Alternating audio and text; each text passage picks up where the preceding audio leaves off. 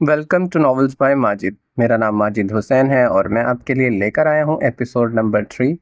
تو آپ سے ریکویسٹ ہے کہ آپ جلدی سے اس کو لائک کر دیں، ہمارے چینل پر نئے ہیں تو ہمارے چینل کو سبسکرائب کر دیں۔ چلتے ہیں ناول کی طرف۔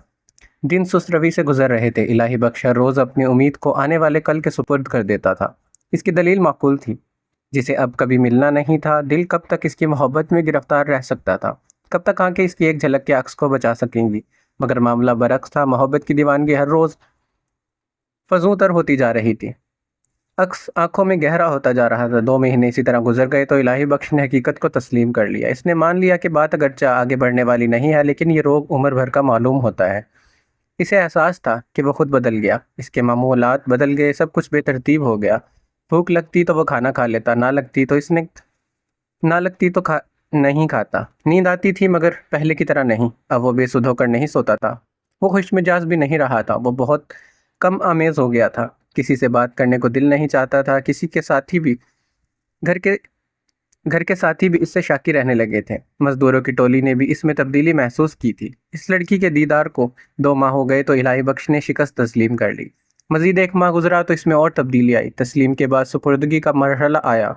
اس نے خود کو محبت کے سپرد کر دیا۔ وہ جو خود اسے ناقابل یقین حماقت لگتی تھی، اس کے ساتھ ہی اس کی تنک مزاجی رخصت ہو گئی۔ وہ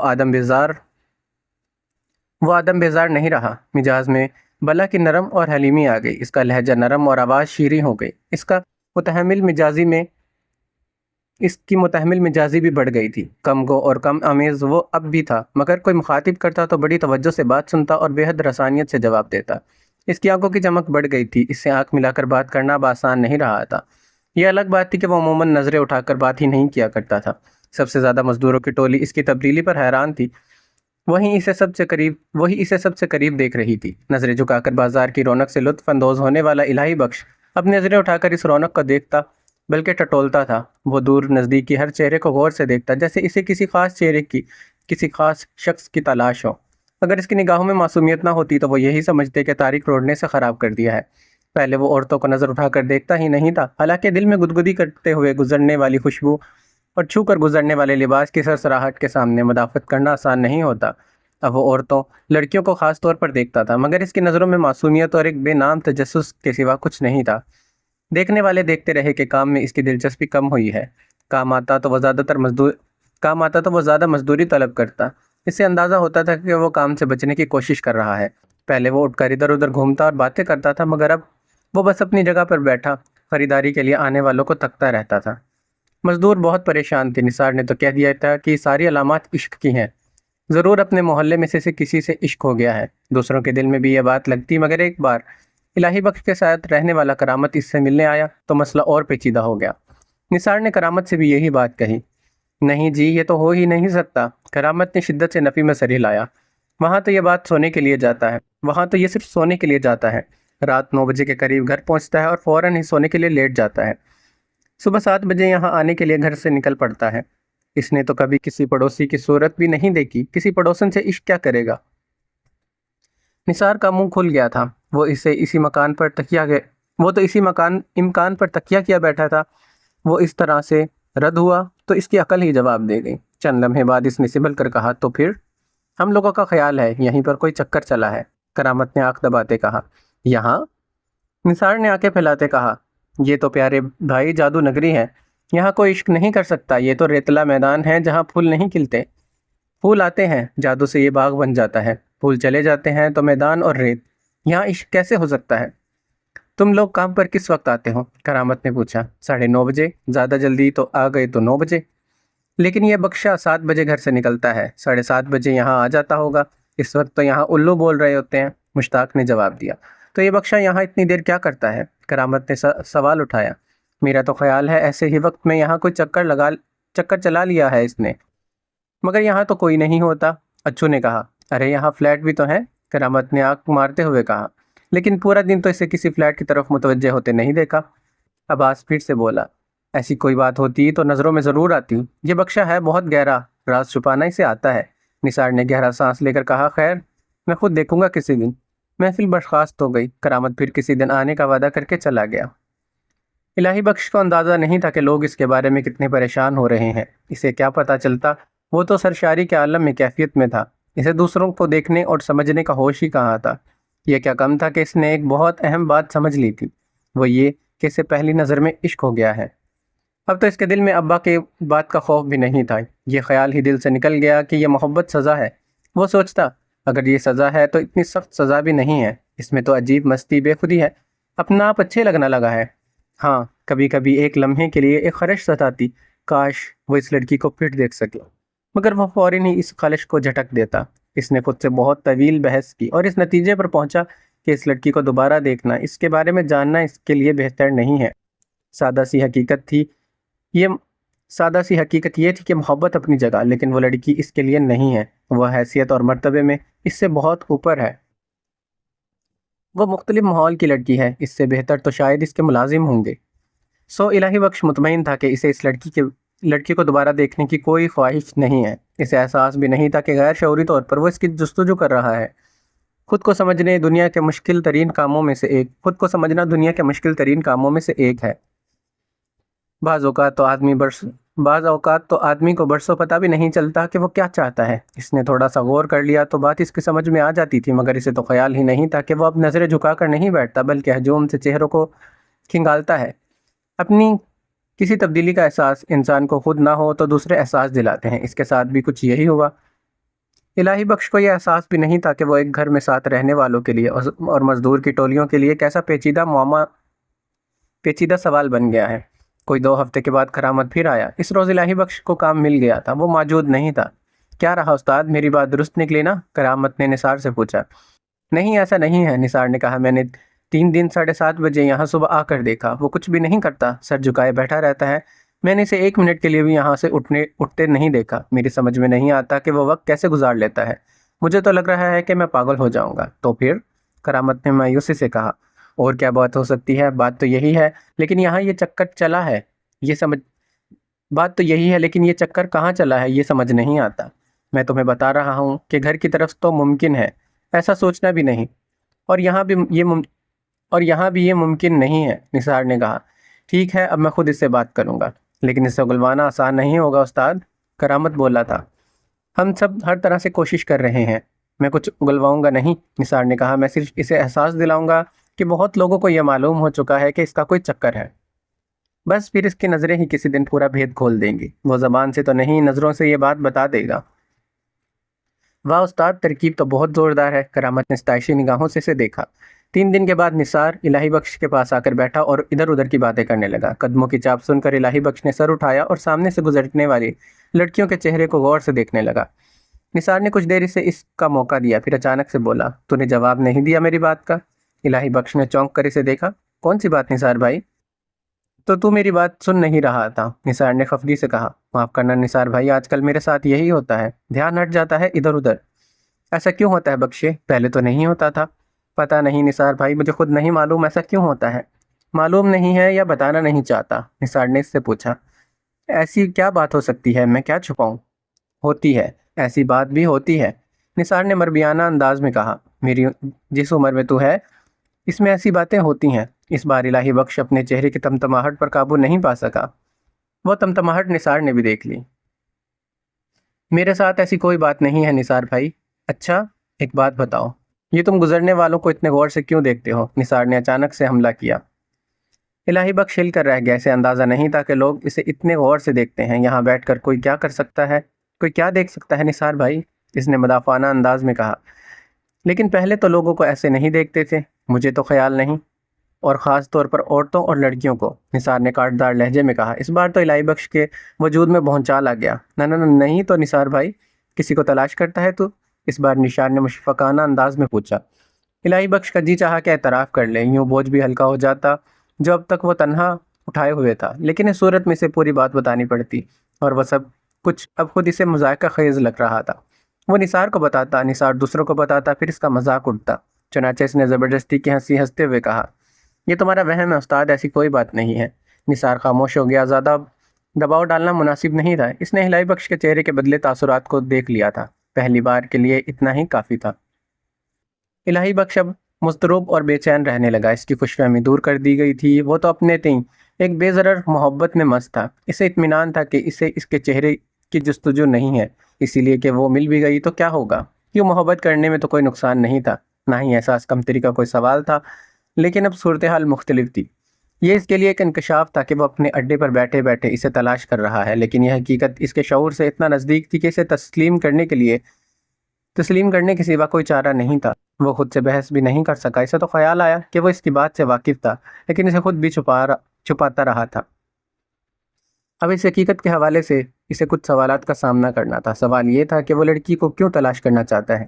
خود کو بہت ٹٹولنے کے بعد بھی اسے اس سوال کا تسلی بخش جواب نہیں مل سکا۔ کیا وہ اس لڑکی سے محبت کا اظہار کرنا چاہتا ہے؟ اس سوال کا واضح طور پر جواب نفی میں تھا۔ تو پھر بس یوں ہی وہ جاننا چاہتا تھا کہ جس کی محبت میں بلا وجہ گرفتار کر دیا گیا ہے وہ کون ہے۔ اس کے سوا کوئی بات نہیں۔ اس جواب سے الہی بخش کو مطمئن ہو جانا چاہیے تھا، لیکن اس نے لاشعور کی کرشمہ گاری ابھی دیکھی تھی۔ اس کے بعد خود پر بھی اعتبار نہیں کر سکتا تھا۔ وہ کئی دن اس سوچ میں الجھا رہا، لیکن اطمینان بخش جواب نہیں مل سکا۔ اس کی بے اعتباری اپنی جگہ رہی۔ پھر دھندلی سی ایک بات اس کی سمجھ میں آئی، وہ یہ کہ جو محبت وہ کر رہا ہے وہ کوئی سزا تو نہ ہوئی۔ محبت کے سوا کچھ دکھ ہوتے ہوں گے۔ وہ محسوس کر سکتا تھا کہ اس کے لیے دکھوں کا سامان ہو رہا ہے، اور وہ اس سلسلے میں کچھ نہیں کر سکتا۔ وہ اس ناگہانی سے نہیں بچ سکا تھا تو آگے بھی نہیں بچ سکے گا۔ اس بات کی جزائیاں اس کی سمجھ میں نہیں آئی تھی، اسی لیے وہ اسے دھندلی سی بات سمجھ رہا تھا، اور وہ دھندلی سی بات بھی تھی۔ اس کا دماغ نہیں سمجھ سکا، البتہ دل نے وہ بات سمجھ لی۔ رد عمل کے طور پر وہ جھنجھلا گیا۔ اسے احساس ہونے لگا کہ وہ تقدیر کے ہاتھوں کھلونا بن گیا ہے۔ اب دکھ ملنے ہیں تو دکھ ہی صحیح۔ اس نے خود کلامی کی، میں کیوں خام خواہ پریشان ہوں؟ ٹھیک ہے، میں یہیں بیٹھے بیٹھے چوروں کے ہجوم میں ڈھونڈوں گا۔ میرا کیا جاتا ہے، کیا پریشانی ہے؟ ایسے کوئی ملتا ہے بھلا؟ دیکھا جائے گا۔ یہاں کوئی بچہ کھو جائے کسی کا تو ڈھونڈتے پھرو، کس کی مدد لو، تب کہیں ملتا ہے۔ چلو بھائی، دیکھتے رہو بیٹھ کے۔ خود سے اس مکالمے کے بعد وہ بے فکر ہو گیا۔ اس بار چہروں کے ہجوم کو ٹٹولنے کا شغل غیر شعوری نہیں تھا، بلکہ اسے یقین تھا کہ وہ اسے نظر نہیں آئے گی۔ اس نے یہ نہیں سوچا اتفاقات پے در پے بھی ہوتے ہیں۔ اب وہ اس کے چہرے کی تلاش کرتا تھا۔ وہ لڑکیوں کو بہت غور سے دیکھتا تھا، اس یقین کے ساتھ کہ وہ اس کے چہرے کو پہچان نہیں سکے گا۔ عجیب بات تھی، اسے ہر چہرے پر اس چہرے کا گمان ہوتا تھا۔ ہر حسین چہرہ اسے وہی چہرہ لگتا تھا۔ اسے حیرت ہوتی تھی، لیکن پھر بھی اس کی سمجھ کی وجہ نہیں آئی تھی۔ اس کی دید بہت پرانی تھی۔ اس نے اپنی یادداشت کے صفحے پر اپنے تصور کی لوح پر اتار لیا تھا۔ پھر شاید یوں ہوا ہوگا کہ وقت گزرنے کے ساتھ ساتھ اصل خد و خال مٹتے گئے ہوں گے، اور تصویر متبادل خد و خال فراہم کرتا گیا ہوگا، اور تصور متبادل خد و خال فراہم کرتا گیا ہوگا۔ اس کے تصور میں چہرہ تو ابھی محفوظ تھا، مگر شاید یہ وہ چہرہ نہیں تھا جسے اس نے دیکھا اور چاہا تھا۔ یہ تو کوئی تصوراتی چہرہ تھا، بلکہ شاید کوئی خاکہ تھا، خال و خط سے محروم خاکہ، جس میں ہر اس چہرے کے نقش بھر دیتا تھا جو اسے حسین لگتا تھا۔ اسی لیے تو ہر حسین چہرہ اس کا چہرہ لگتا تھا۔ الہی بخش یہ سوچ کر خوش ہوتا تھا کہ اس لڑکی کے ملنے کا کوئی امکان نہیں ہے۔ وہ سامنے بھی آ جائے تو وہ اسے نہیں پہچان سکے گا۔ وہ تو جیسے دل میں محبت ڈالنے والے سے کوئی جنگ لڑ رہا تھا اور جیتنے والا تھا۔ محبت کی حد تک تو ٹھیک تھا، لیکن جستجو تو دیوانگی ہے، اور دیوانگی بہت نقصان دہ ہوتی ہے۔ لیکن ایک دن وہی چہرہ اس سے سچ مچ نظر آ گیا۔ یہ پہلی نظر کے تقریباً 8 ماہ کے بعد کی بات ہے۔ اس نے نظر اٹھائی اور اس کی سانسیں رکنے لگی۔ دل کے تال میں سے 3-4 دھڑکنیں تو یقیناً غائب ہوئی ہوں گی۔ وہ چند فٹ آگے اس کے سامنے کھڑی تھی۔ اس کے ساتھ اس کی ہم عمر ایک اور لڑکی بھی تھی۔ اس بار معاملہ بالکل مختلف تھا۔ پہلے وہ کسی بھی حسین لڑکی کو دیکھتا تھا تو سوچتا تھا کہ یہ وہی ہے، لیکن فوراً ہی اسے خیال آتا کہ اس کا تصور اس کے ساتھ بے ایمانی کر رہا ہے۔ اسے یقین ہو جاتا کہ یہ وہ نہیں ہے، لیکن اندر کی کوئی طاقت بحث کرتی تھی کہ یہ وہی ہے۔ یعنی ایسے موقعوں پر اس کے اندر 2 مختلف یقین ہوتے تھے، اور وہ ان کے درمیان ڈولتا رہتا تھا۔ فیصلہ کرنا اس کے لیے ممکن نہیں ہوتا تھا، لیکن وہ یقین ہونا بجائے خود کے ایک فیصلہ تھا، نفی کا فیصلہ۔ پھر وہ یہ سوچ کر خوش ہوتا کہ وہ سامنے آ بھی گئی تو وہ اسے نہیں پہچان سکے گا۔ اس خیال سے دل میں جو مایوسی کی لہر اٹھتی، اسے اس نے کبھی اہمیت نہیں دی تھی۔ اس وقت وہ کیسے یہ سمجھ سکتا کہ وہ دوسرا اہم وزن یقین دراصل عدم یقین ہے، یا شک کہہ لیجئے، اور وہ یہ بھی نہیں سمجھتا تھا کہ کبھی کبھی شک اور عدم یقین سے زیادہ اہم ہوتا ہے۔ مگر اس باری سے دیکھتے ہی اس کا دل سینے میں ناچنے لگا۔ یہ وہی تھی، وہی آنکھیں، وہی پیشانی، وہی رخسار، وہی ہونٹ اور وہی بال۔ اس بار اس کے وجود میں دوسرے یقین کا یعنی شک کا شائبہ بھی نہیں تھا۔ وہ جان گیا تھا، اسے معلوم تھا کہ یہ وہی ہے۔ کیوں؟ ایسا کیوں؟ تو کیا اس کا عکس دل پر مترسم ہونے کے بجائے اس کے وجود کی کسی نامعلوم اور چھپی ہوئی گہرائی میں نقش ہوا تھا؟ خود سے پوشیدہ اور اس پر نظر پڑتے ہی وہ اس کی نظروں میں ابھر آیا تھا تاکہ دل موازنہ کر کے مطمئن ہو جائے۔ وہ سانسیں روکے سے دیکھتا رہا جیسے وہ رنگوں کی بنی کوئی گڑیا ہو۔ وہ سانسوں کی گرمی سے فضا میں تحلیل ہو جائے گی۔ اس کے ذہن میں نہ کوئی خوف تھا، نہ مقام و مرتبے کے فرق کا تصور۔ اگلے ہی لمحے اس کے یقین کی تصدیق ہو گئی، حالانکہ تصدیق کی ضرورت ہی نہیں تھی۔ لڑکی نے اپنی ساتھی سے کہا، میں ٹھیک کہہ رہی ہوں نائلہ، شام کو آنا شاپنگ کے لیے۔ اتنی گرمی میں ٹھیک سے کوئی چیز پسند بھی نہیں کر سکوں گی۔ یہ وہ آواز تھی جو وہ 200 سے زائد دنوں سے اس کے کانوں میں رس گھولتی رہی تھی۔ اس کی آواز کو بھی وہ لاکھوں میں پہچان سکتا تھا۔ ٹھیک ہے سعدی، دوسری لڑکی نے گہری سانس لے کر کہا۔ سعدی، الہی بخش نے سوچا، سعدی یہ کیا نام ہوا بھلا؟ پھر بھی یہ نام اسے اچھا لگا ہے، اس کی طرح مختلف اور اونچا۔ اسی لیے لڑکی نے اس کی طرف دیکھا، دونوں کی نظریں ملی۔ دونوں کا تاثر بے حد مختلف تھا۔ ایک طرف وارفتگی اور محبت تھی تو دوسری طرف کچھ بھی نہیں تھا، جیسے لڑکی کسی درخت کو، دیوار کو یا کسی بے جان چیز کو دیکھ رہی ہو۔ وہ محض ایک پل کی بات تھی۔ لڑکی پلٹی اور اپنی سہیلی کے ساتھ چل دی، لیکن وہ مختصر سا پل اپنے اندر ایک بڑا پل تھا۔ وہ پل الہی بخش کو اداس کر گیا۔ اس نے ہر چیز، ہر بات کا تعین کیا تھا۔ اس کی حیثیت بھی اسے یاد دلائی تھی، لیکن وہ اداسی بھی ایک خوشی میں لپٹی ہوئی تھی، جیسے اس نے اسے پا لیا ہو۔ وہ بڑی محویت سے اس دوسری لڑکی کے ساتھ جاتے دیکھ رہا تھا۔ پھر اچانک اسے کیا ہوا یہ اسے خود نہیں پتہ چلا۔ اس نے ادھر ادھر دیکھا، مزدوروں کی ٹولی میں کوئی موجود نہیں تھا۔ صبح ہی وہ کام پر چلے گئے تھے۔ جو لوگ تھے ان میں سے کوئی بھی اس کی طرف متوجہ نہیں تھا۔ اس نے اطمینان کی سانس لی اور اٹھ کر چل دیا۔ اس کے قدم خود کار انداز میں اٹھ رہے تھے۔ دیر تک اس کے سمجھ میں نہیں آیا کہ وہ کیا کر رہا ہے اور کیوں کر رہا ہے۔ اسے بس یہ احساس تھا کہ وہ چل رہا ہے۔ خاصی دور جا کر بات اس کی سمجھ میں آئی، اور جب سمجھ میں آئی تو اس کے پورے جسم پہ پسینہ پھوٹ نکلا۔ وہ تصور بھی نہیں کر سکتا تھا کہ زندگی میں کبھی وہ کسی لڑکی کا تعاقب کرے گا، لیکن ایسا ہو رہا تھا۔ وہ ایسا کر رہا تھا، اور وہ اپنے فٹ پاتھ سے کافی آگے آ چکا تھا۔ اس بات کا احساس ہوتے ہی وہ چور بن کر رہ گیا۔ اسے لگتا تھا کہ ہر شخص، ہر دکاندار اور ہر راہگیر اسے چپتی نگاہوں سے دیکھ رہا ہے۔ سب کو معلوم ہے کہ وہ لڑکی کا تعاقب کر رہا ہے۔ وہ جانتا تھا کہ اس بات پر لوگوں کے ہاتھوں مرمت شروع ہونے میں 2 سیکنڈ بھی نہیں لگیں گے، مگر اس کے قدم کوشش اور خواہش کے باوجود نہیں رکے تھے۔ اس نے چاہا کہ پلٹے اور اپنے ٹھیکے کی طرف واپس چلا جائے، لیکن اسے خود پر ذرا بھی اختیار نہیں تھا۔ اس وقت اس کی بھاگ دوڑ کسی اور کے ہاتھ میں تھی۔ وہ اندر ہی اندر خوف سے لرزتا رہا۔ اس کے قدم بڑھتے رہے۔ دونوں لڑکیاں بائیں سمت مڑ گئی تھی۔ آگے کی تار سے بنگلے تھے۔ تیسرے یا چوتھے بنگلے کے گیٹ پر وہ دونوں رک گئی۔ الہی بخش ان سے تھوڑا سا پیچھے تھا۔ وہ رکتا تو یہ نامناسب بات تھی۔ اس نے اپنی رفتار کم کی، برائے نام کر لی۔ نائلہ آؤ نا میرے ساتھ، لڑکی نے اپنی سہیلی سے کہا۔ نہیں سعدی، میں اب چلوں گی، شام کو آؤں گی شاپنگ کے لیے۔ نہیں سعدی، شام کو مجھے امی کے ساتھ جانا ہے، اسی لیے تو آج خریداری کرنا چاہ رہی تھی، تو پھر شاپنگ کر ہی لیتی۔ چلو کوئی بات نہیں، پھر صحیح۔ اچھا سعدی، خدا حافظ۔ خدا حافظ نائلہ۔ سعدی گیٹ کی طرف چل دی۔ دوسری لڑکی نائلہ آگے کی طرف بڑھ گئی۔ اتنی دیر میں الہی بخش فاصلہ برابر کر کے ان کے آگے سے نکل گیا۔ گیٹ کے پاس سے گزرتے اس نے خوف کے باوجود سرسری انداز میں گیٹ کی طرف دیکھا تھا۔ گیٹ کے سائیڈ میں نام کی تختی لگی تھی، شیخ مظہر علی۔ نام کے نیچے بنگلے کا نمبر اور علاقے کا نام لکھا ہوا تھا۔ اسی لمحے الہی بخش کا دل اتنی زور سے اور اس انداز میں دھڑکا کہ اسے پہلے کبھی ایسا تجربہ نہیں ہوا تھا۔ وہ خوشی بھی ایسی تھی کہ اسے یاد نہیں آتا تھا کہ کبھی وہ ایسے خوش ہوا ہو۔ لگتا ہے کوئی بہت بڑا خزانہ مل گیا ہے اسے، کوئی ایسی نعمت جو کبھی کسی کو نہیں ملتی۔ وہ جیسے گدھا سے بادشاہ بن گیا تھا۔ سرشاری کی اس کیفیت میں وہ بہت دھیرے دھیرے آگے چلتا رہا۔ اسے یہ احساس بھی نہیں تھا کہ دوسری لڑکی نائلہ اس کے پیچھے آ رہی ہے یا وہ کسی بنگلے میں چلی گئی ہے، حالانکہ اس کی وجہ سے وہ آگے بڑھ رہا تھا، ورنہ اس کا مقصد تو پورا ہو چکا تھا۔ آگے سڑک مڑ رہی تھی۔ اب اسے خیال آیا کہ وہ کیا دن بھر یوں ہی چلتا رہے گا۔ اس نے ڈرتے ڈرتے پلٹ کر دیکھا، پیچھے کوئی بھی نہیں تھا۔ سڑک سنسان تھی۔ دوسری لڑکی نہ جانے کب اپنے گھر چلی گئی تھی۔ اسے اس کے گھر جاننے میں کوئی دلچسپی تھی بھی نہیں۔ اس نے ایک بار دائیں بائیں دیکھا اور پھر پلٹ کر واپس چل دیا۔ شیخ مظہر علی کے بنگلے کے سامنے سے گزرتے اس کے قدم رکے۔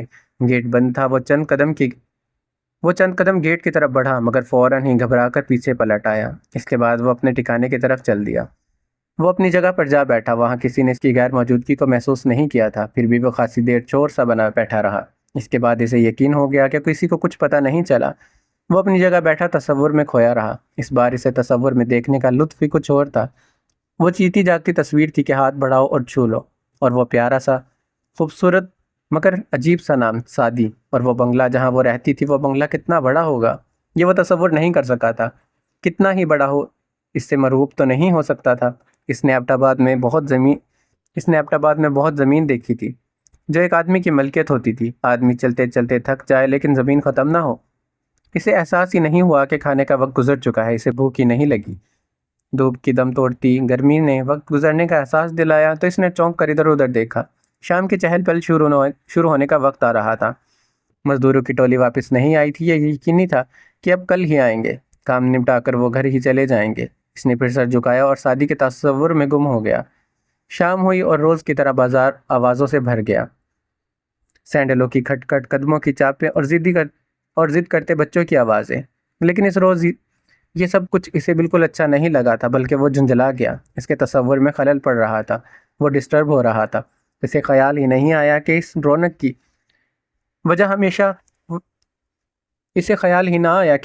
کی وجہ سے ہمیشہ وہ دیر تک یہاں بیٹھا رہتا تھا۔ یہ رونق اسے اچھی لگتی تھی اور اب وہی رونق اسے ابتری معلوم کر رہی تھی۔ وہ آوازیں جو زندگی سے بھرپور لگتی تھیں، اب بے معنی شورغل لگ رہی تھی، جس سے سماعت مجروح ہو رہی تھی۔ اس کا جی چاہا کہ کانوں میں انگلیاں ٹھوس لے اور چیخ کر کہے، بند کرو یہ شورغل، مگر اسے احساس ہو گیا کہ وہ فٹ پاتھ پر اپنی خلوت گاہ سجائے بیٹھا ہے۔ یہاں تو یہی ہوگا، خلوت تو بس اپنے گھر بند کمرے میں ہی مل سکتی ہے۔ یہ خیال آتے وہ اٹھ کھڑا ہوا۔ اب اسے اب یہ رونق کی نہیں، گھر کی تنہائی کی ضرورت تھی۔ آدمی باہر کی دنیا میں رونق اس وقت تلاش کرتا ہے جب اندر ویرانی ہو، رونق کا نام و نشان نہ ہو۔ اندر کی دنیا آباد ہو جائے تو پھر باہر رونق بری لگتی ہے۔ اندر کی محفل میں شرکت کرنے کے لیے، اندر کی دنیا کی سیر کرنے کے لیے تنہائی کی ضرورت ہوتی ہے۔ اس کے دل کا ویرانہ تو اب جنت بن گیا تھا۔ اسے رونق سے کیا؟ وہ پہلا موقع تھا کہ وہ اتنی جلدی گھر چلا گیا۔ گھر میں کوئی بھی نہیں تھا، وہ اپنی محفل سجا کر بیٹھ گیا۔ مگر شام ہوئی، سورج ڈوبا، رزق کی تلاش میں نکلنے والے انسان پرندے اپنے ٹھکانے پر آئے تو اسے احساس ہوا کہ یہ گھر نہیں ہے، تنہائی یہاں بھی نہیں ہے۔ تو تنہائی ہوتی کہاں ہے؟ بخشے، تو کب آیا؟ کوئی پوچھ رہا تھا، اس لیے پوچھ رہا تھا کہ عام طور پر وہ سب سے آخر میں گھر آیا کرتا تھا۔ کیا بات ہے بخشو، جلدی آ گیا، طبیعت ٹھیک تو ہے نا؟ کسی اور نے پرتشویش لہجے میں پوچھا تھا۔ بس ایسا کچھ نہیں ہے، سر میں درد ہے، الہی بخش نے کہا۔ اس پر دوا کے سلسلے میں مشورے ملنے لگے۔ الہی بخش خاموشی چاہتا تھا، لیکن اس کی سمجھ میں آ گیا کہ یہ ممکن نہیں ہے۔ سمجھو اسے ہی کرنا پڑے گا کچھ۔ اسے اپنے لیے وقت تبھی ملے گا جب وہ لوگ سو جائیں گے۔ اس سے پہلے وہ جتنا جھنجھلائے گا، جتنا چڑچڑا پن کرے گا، بات اتنی ہی خراب ہوگی۔ اس کا رویہ خلاف معمول ہو گیا تو ساتھیوں کے ذہنوں میں سوالات کل بلائیں گے، وہ تجسس کریں گے، اور یہ اچھا نہیں ہوگا۔ یارو، میں کھانا کھا کر آتا ہوں، پھر تاش کھیلیں گے، اس نے کہا اور گھر سے نکل آیا۔ کھانا کھا کر وہ واپس آیا اور تاش کھیلنے بیٹھ گیا۔ اس نے پتے اٹھائے۔ اینٹ کی بیگم پر سعدی کا چہرہ تھا۔ ذرا رک جاؤ سعدی بیگم، اس نے خاموشی کی زبان میں اس سے کہا، یہ سو جائیں تو پھر ہم تم خوب باتیں کریں گے۔ اس رات اسے بھری محفل میں تنہا ہونے کا ہنر بھی آ گیا۔ تصور میں سعدی تھی اور وہ تاش کھیل رہا تھا۔ کبھی کبھی غلط پتہ چلنے پر اسے ٹوکا بھی گیا، مگر سر درد کا بہانہ آڑے آ گیا۔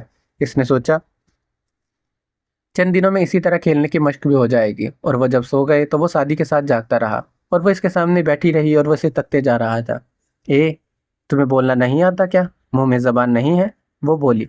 منہ میں زبان بھی ہے اور بولنا بھی آتا ہے، اس نے جواب دیا، لیکن یہ سمجھ نہیں آتا کہ تم سے کیا بات کروں۔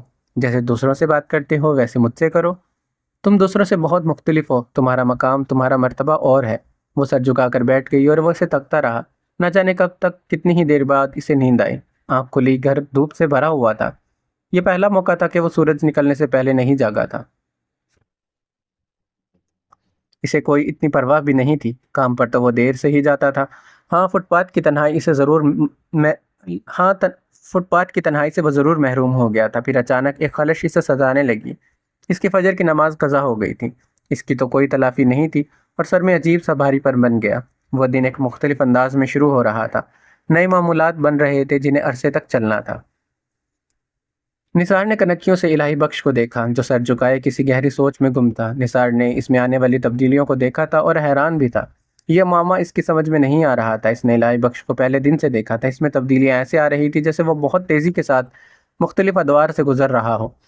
نثار نے زندگی سڑکوں اور فٹ پاتھوں پر گزاری تھی۔ سڑکوں اور فٹ پاتھوں پر گزارنے والی زندگی ایک بہت بڑی تعلیم ہوتی ہے۔ ایم اے کی ڈگری بھی آدمی کو اتنا عقل مند اور مردم شناس نہیں بناتی جتنا سڑکیں بنا دیتی ہیں۔ فٹ پاتھ پر بیٹھ کر آدمی بہت کچھ دیکھتا ہے، دیکھتے دیکھتے سمجھنے لگتا ہے۔ خوشی ہو یا غم، اس کے ہر روپ سے وہ واقف ہو جاتا ہے۔ کچھ تو خود پر گزرتی ہے اور کچھ مشاہدہ سکھا دیتا ہے۔ نثار بھی بہت سمجھدار آدمی تھا، وہ حساس بھی تھا، اسی لیے فٹ پاتھ پر بیٹھنے والے دوسرے لوگوں کے مقابلے میں بھی اس کا مشاہدہ بہت بہتر تھا۔ اس نے الہی بخش کو پہلے ہی دن دیکھا تو اس کا تاثر تھا کہ وہ بہت خوددار قسم کا آدمی ہے۔ اسے وہ ایک ایسا شخص لگا جو بے وقتی کے احساس تلے دبا جا رہا ہے۔ اس نے سوچا شاید گھر میں اسے کوئی اہمیت نہیں دی جاتی ہوگی۔ ماں باپ دوسرے بیٹے بیٹیوں کے مقابلے میں اسے بے وقت سمجھتے ہوں گے۔ بہن بھائی دیگر بہن بھائیوں کو اس پر فوقیت دیتے ہوں گے، اسی لیے اس کے اندر احساس کمتری حد کو پہنچا ہوا ہے۔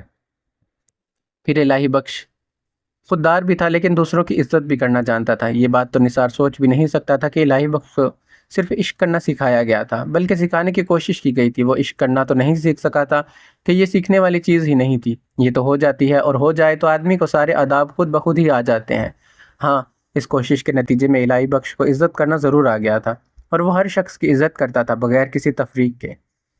جس دن استاد قاسم رخصت کیا جا رہا تھا، الہی بخش پورا دن پوری رات ان لوگوں کے ساتھ رہا۔ اس روز نثار نے اسے بہت غور سے اور بہت قریب سے دیکھا تھا۔ استاد قاسم نے مزدوری میں الہی بخش کا حصہ لگایا تھا۔ نثار جانتا تھا کہ اس پر کسی بھی ساتھی کو کوئی اعتراض نہیں تھا، لیکن الہی بخش کو وہ پیشکش بہت بری لگی تھی۔ اس کے نزدیک اس پر اس کا حق نہیں تھا، اس لیے اس نے سامان نہیں ڈھویا تھا۔ وہ رقم لینا اس کی خودداری کے لیے توہین تھی۔ وہ تو فٹ پاتھ کا ساتھی ہونے کے ناطے ان کے ساتھ چلا آیا، اسی لیے قاسم کا وہ بہت احترام کرتا تھا۔ پھر بھی اس نے نہ چاہتے ہوئے وہ رقم قبول کر لی۔ یہ صرف عزت کی بات تھی۔ نثار نے خود کو الہی بخش کی جگہ رکھ کر سوچا تو یہ بات سمجھ میں آئی۔ الہی بخش کے نزدیک وہ رقم لینا اس کی اپنی بےعزتی تھی، تو استاد قاسم کے اصرار کے باوجود اس رقم کو قبول نہ کرنا نہ صرف قاسم کی بلکہ پوری ٹولی کی بےعزتی تھی۔ اس لیے اس نے اپنی بےعزتی کو گوارا کر کے وہ رقم رکھ لی، لیکن موقع ملتے اس نے اپنی عزت بحال کر لی۔ وہ اس رقم سے اپنے پاس سے اضافہ کر کے لوٹانے لگا۔ نثار ہی کو تو دی تھی، اور کتنا اصرار کیا تھا اس نے اس کے لیے، اور اس طرح کہ کسی کو پتہ بھی نہیں چلا۔ یہ الگ بات تھی کہ نثار نے سب کو بتا دیا تھا۔ یوں ٹولی کے مزدور الہی بخش کی اور عزت کرنے لگے، لیکن نثار کو ایک خلش رہی تھی کہ کون جانے الہی بخش نے اپنی جیب میں کچھ بھی نہ چھوڑا ہو، سب کچھ استاد قاسم کے لیے دے دیا ہو۔ الہی بخش جیسے آدمی سے کوئی بید نہیں تھی۔ نثار کو ایک اور منظر یاد آیا۔ جب وہ لوگ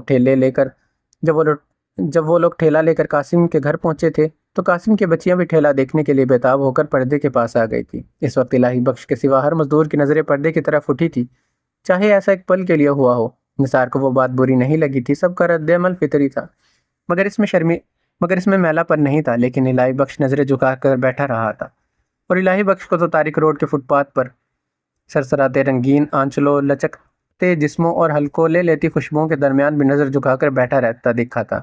پھر اس میں تبدیلی آئی، وہ نظریں اٹھا کر نسوانی چہروں کو ٹٹولنے لگا، مگر نثار کو اس کی وہ نظریں بری نہیں لگی۔ اس نظروں میں بو الوہی سی نہیں تھی، ایک تڑپ تھی، تلاش تھی، جیسے وہ کسی کو ڈھونڈ رہا ہو۔ ان دنوں وہ بہت بے چین اور کھویا کھویا رہتا تھا۔ کام ملتا تو وہ ٹالنے کی کوشش کرتا، جیسے اپنا ٹھیا چھوڑنا اسے گوارا نہ ہو، جیسے وہ یہاں سے اٹھ کر گیا تو اس کی کوئی قیمتی چیز کھو جائے گی۔ اور اب اس میں ایک اور تبدیلی آئی تھی، اس نے نظریں اٹھانا پھر چھوڑ دیا تھا، اب وہ سر جھکائے بیٹھا رہتا تھا۔ اصولاً نثار کو یہ دیکھ کر یہ سوچنا چاہیے تھا کہ الہی بخش پھر سے پہلے جیسا ہو گیا ہے، لیکن وہ جانتا تھا کہ یہ بات نہیں ہے۔ پہلے میں اور اب میں زمین آسمان کا فرق تھا۔ پہلے اس کی جھکی ہوئی نظروں میں اس کا فطری شرمیلا پن تھا، جبکہ وہ کبھی کبھی اتفاق کر نظریں اٹھاتا اور سامنے لڑکیوں اور عورتوں کے ہجوم ہوتا تو اس کے آر پار دیکھتا محسوس ہوتا۔ اس کی نگاہوں میں بے نیازی اور اطمینانیت ہوتی تھی، جیسے تلاش ختم ہو گئی ہو، جسے وہ ڈھونڈ رہا تھا وہ اسے مل گیا ہو، جیسے اب کسی سے کوئی واسطہ نہ ہو۔ وہ سر جھکائے بیٹھا رہتا، تب بھی اس کے انداز میں، اس کے چہرے پر اطمینانیت ہوتی۔ وہ پہلے والی بے چینی، وہ اضطراب ختم ہو گیا تھا۔ ایک اور تبدیلی آئی تھی، اب کوئی کام ملتا تو وہ پہلے سے زیادہ انکساری اور عاجزی سے بات کرتا۔ مثلاً کوئی آیا اور کہا کہ گھر میں رنگ و روغن کروانا ہے، درمیان میں وہ جرح کرنے لگا تھا۔ مزدوری کے ریٹ زیادہ مانگتا، کوشش کرتا کہ گاہک سے چھوڑ جائے، کوئی اور کاریگر دیکھ لے۔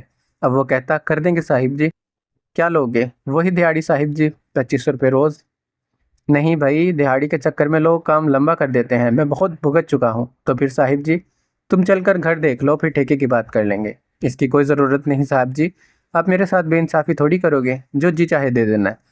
یہ تقریباً 15 دن پہلے کی بات تھی اور نثار جانتا تھا کہ اس کے بعد سے اب تک الہی بخش کو کوئی کام نہیں ملا تھا۔